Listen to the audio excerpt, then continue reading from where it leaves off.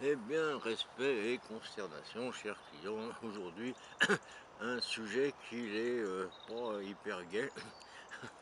Euh, il s'agit de ce qui s'est passé en Syrie. Vous vous demandez peut-être ce qui s'est passé en Syrie. Si vous avez regardé la télé, vous n'avez rien compris du tout. Mais rien. Donc là, je vais vous donner des faits. Ça va être un peu long, mais tout ce que je vais vous dire est exact, contrôlé, certifié. C'est du béton armé. Alors tout commence en mars 2011. Sarkozy est encore président. Et ne se mêle pas de cette affaire d'ailleurs. C'est une petite révolte étudiante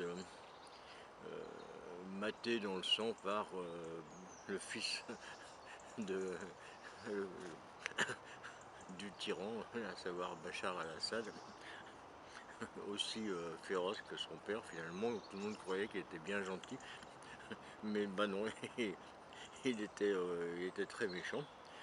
Donc répression disproportionnée, euh, exit les étudiants, qui sont tous massacrés ou en prison, et puis ça provoque une sorte de révolte qui va concerner plutôt euh, des paysans, des ouvriers, même des ingénieurs, principalement sunnites.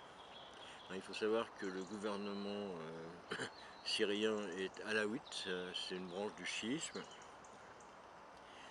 alors que les trois quarts du pays sont sunnites.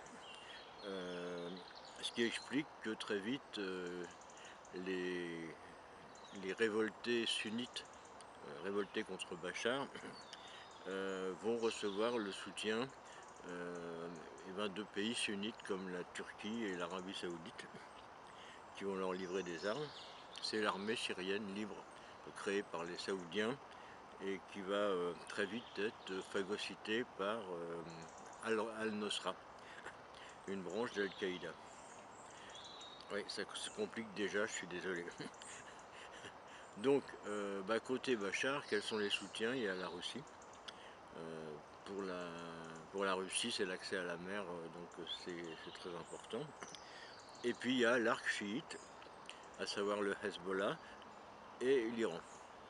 Alors c'est un curieux mélange parce que dans le même camp, on retrouve des gens avec des objectifs complètement différents. Et alors maintenant, qui soutient, qui va soutenir l'ASL, donc côté occidental, à peu près tout le monde, hein, je veux dire, les Américains, les Français, les Anglais, les Canadiens, tout le temps. Euh, Israël va se faire assez discret. Ils vont apporter un soutien très discret parce qu'ils ne peuvent pas se blairer non plus. Donc, en fait, Israël dans l'affaire, ils vont marcher sur des œufs. Mais ils vont essayer de se fâcher avec personne. Bon, une fois n'est pas coutume. Et qu'est-ce qui va se mettre en place? Eh ben, tout d'abord, c'est ASL, Armée syrienne libre, constituée, je vous le répète, je vous le rappelle, euh, de Syriens sunnites.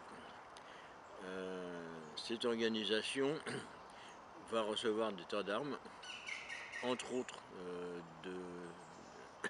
de Turquie et d'Arabie Saoudite. Et ces armes vont être en général plus ou moins financées ou acheminées par les Américains ou les Français. Enfin bon, tout le monde participe au truc. Dans le même temps, Bachar reçoit des armes de Russie et d'Iran également, ce qui explique l'ampleur du conflit, parce que en fait la communauté internationale s'est mise d'accord pour jeter de l'huile sur le feu. Et puis tout le monde va se radicaliser, c'est-à-dire que la répression va encore durcir côté syrien et côté sunnite syrien. C'est Al-Nosra qui va prendre les commandes et qui va phagocyter l'ASL, l'armée syrienne libre, que les Saoudiens pensaient pouvoir contrôler, ben non, ça leur a échappé. Et donc c'est Al-Nosra, donc Al-Qaïda, qui a phagocyté totalement l'armée syrienne libre, qui est devenue une succursale d'Al-Qaïda, aidée par les États-Unis et la France, hein, je précise. Alors ceux-là, on les a jamais bombardés, hein, plus tard quand on est intervenu. On n'a jamais bombardé Al-Qaïda, hein, je vous rassure. C'était nos alliés, on leur livrait des armes. C'était gentil Al-Qaïda. Pas comme Daesh, on va y venir. Oui, c'est un sac de nœuds pas possible. Donc, on revient au début des événements. Sarkozy disparaît, remplacé par le gentil Hollande. Et le gentil Hollande, c'est comme le gentil Mitterrand. La première chose qu'il a fait, c'est nous entraîner dans une guerre complètement con. Le Mitterrand, c'était l'Irak, et Hollande, c'est la Syrie. Une guerre que, évidemment, on va perdre. Bon. Mais on perd toujours une guerre, en fait. Une guerre, c'est une catastrophe. Donc, tout le monde perd, quoi, en fait. Alors, la première idée de Hollande, c'était de bombarder Bachar. Il faut quand même s'en souvenir. Il ne voulait pas défendre Bachar, il voulait le bombarder. Et les avions étaient prêts, les avions étaient prêts à décoller. Et puis au dernier moment, Poutine a tapé sur la table et Obama a dit bah non, finalement on va pas bombarder. Et puis à la place, on va aller bombarder, pour l'instant personne. Puis après, on s'est aperçu qu'il y avait une autre organisation qui s'appelait Daesh. Alors Daesh, c'est quoi? C'est un mélange d'Al-Qaïda et de rescapés de l'armée de Bachar, des cadres qui ont été virés sans solde, sans retraite, sans métier. On les a laissés tomber complètement. Ça, c'est une initiative très intelligente de nos amis américains. Bon, con. Donc, ces mecs-là, ils étaient très compétents. Hein. C'était des militaires formés, équipés. Ils savaient où trouver les armes aussi. Ils avaient des stocks de munitions, d'armes, de tout. Ils savaient s'en servir. Et il ne fallait pas se les mettre à dos, hein. Évidemment. Donc, ils se sont mis d'accord avec les plus fanatisés d'Al-Qaïda et ils ont monté Daesh, qui est l'organisation qui est devenue une sorte de monstruosité absolue,